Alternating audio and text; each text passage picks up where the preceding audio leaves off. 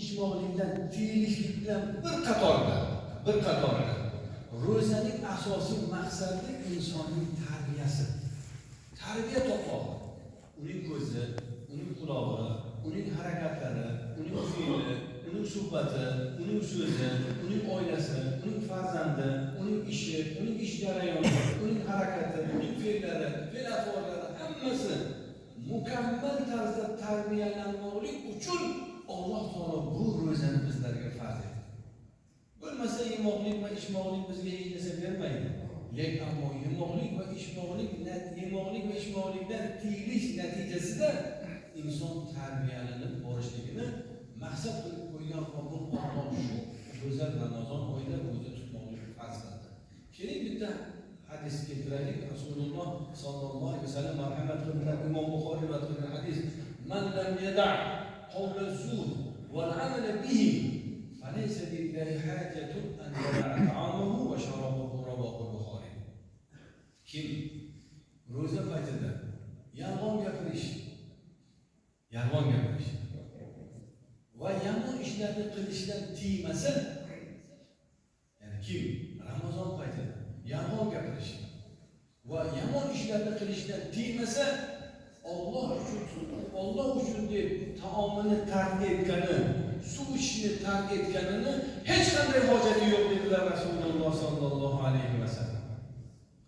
Hech qanday hojati yo'q. Taomdan ishi behuda, taomdan tiygani ham behuda ketdi, suvni tark etgani ham behuda o'tib ketdi. Nima uchun? Chunki u yolg'onlikni oldingi fe'lini tark eta olmayapti. Oldingi gunohini tark eta olmayapti. Vaholanki asosiy yemoqdan va suv ichishni, ya'ni suv ichishdan tiyilishdan asosiy maqsad bu insonning tarbiyasi edi. Uni ulug'vor maqomda ko'tarish kerakligi edi. Uning xulq atvorini, tarbiyasini mukammal darajada buyuk bo'lishi uchun edi. O'sha narsa bo'lmaganlik natijasi o'laroq insonning ibodatida xalal keladi.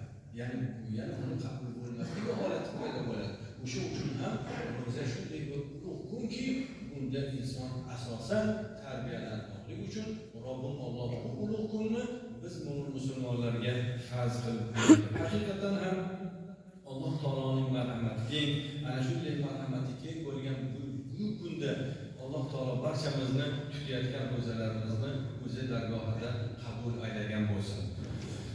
Bugungi asosiy mavzuyimiz bu biz uchun butun O'zbekiston musulmonlari idorasi tomonidan ayollarni ehtirom qilish, oliy qadriyat mavzusida suhbat qilishimiz kerak edi. Inshaalloh biz ana shu go'zal bir munavvarli masjidning fazilati va ro'zadan so'zimizni boshladik.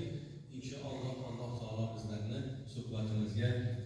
suhbatimizni manfaatli qilib ham o'zimga ham barcha musulmonlarga foydali bo'lmoqligini nasib aylasin.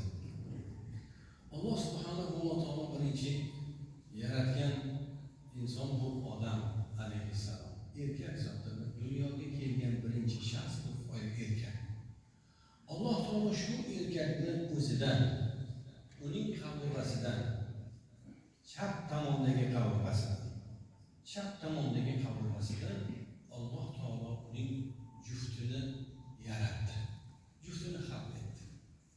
Demak, ayollar erkaklarning bir qismi bo'ladi, bir bo'lagi bo'ladi. Shuning uchun ham islom dinimizda ayollar qadrlanadi, ayollar ulug'lanadi va ayollar e'zozlanadi va ularga hurmat ko'rsatiladi, ularga shirin so'z aytiladi, og'irni yengil qilinadi va ularga barcha yaxshi so'zlar ularga hadya qilib aytiladi. Nima uchun? Chunki ayollar bu biz uchun va barcha insoniyat uchun eng qadrli shaxs hisoblanadi.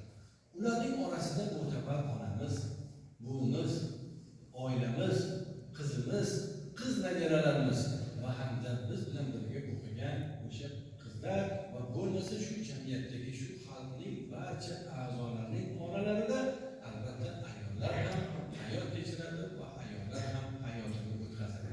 Shuning uchun ham 8-mart kuni xalqaro xotin-qizlar kuni deb e'lon qilishlikning asosiy sababi ham o'sha xotirani tiklash o'sha xotirani eslash va ayollarni ehtirom ko'rsatish, ayollarni qadrini yana bir bor ulug'lash natijasida shunday e'lon qilinadi. Keling, Alloh taolo Qur'oni Karimda shunday bir sura